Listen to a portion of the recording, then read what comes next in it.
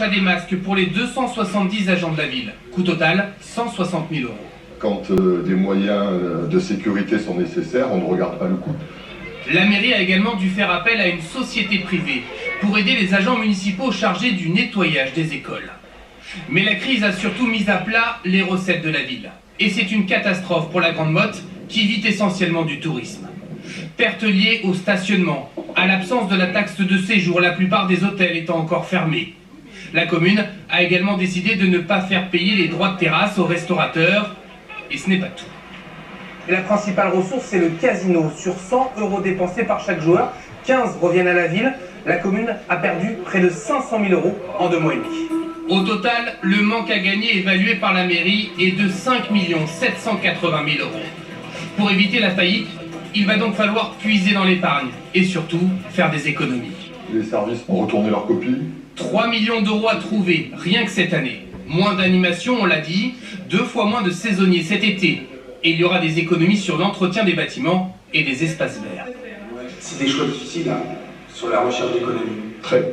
Là, il fallait urgemment prendre des décisions. Les décisions, c'est de couper dans ceux qui ne nous paraissaient pas essentiels. L'effort doit être collectif. L'opposition ne trouve rien à redire à cela.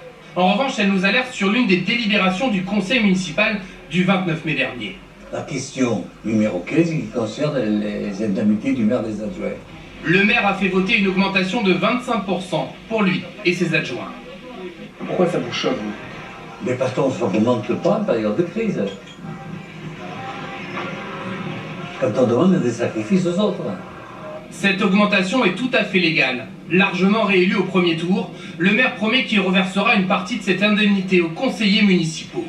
À la Grande Motte, on ne veut surtout pas polémique. Non, je crois qu'il faut faire confiance à chaque conseil municipal. Parce que j'ai l'air inquiet. Bon, ça fait 43 ans que j'habite ici, déjà, vous n'étiez même pas né. Bon, donc ça m'inquiète pas plus que ça. Des habitants confiants et un maire qui veut continuer à bâtir. Selon lui, la crise n'aura aucune conséquence sur les grands investissements. Eh bien, là où nous sommes, nous serons entourés de part et d'autre par 2 nouveaux bassins portuaires avec 400 anneaux au total. Agrandissement du port, 500 logements supplémentaires. Coût du projet, 65 millions d'euros financés en partie par l'État. J'ai la garantie de l'État que ce projet se poursuivra. Des contacts que j'ai pu avoir jusqu'à présent, c'est un énorme projet. Je dirais que c'est une seconde page de l'histoire de la Grande Motte qui va se créer. Un projet qui demandera au moins 50 travaux et qui, quoi qu'il arrive, sera livré avec du retard.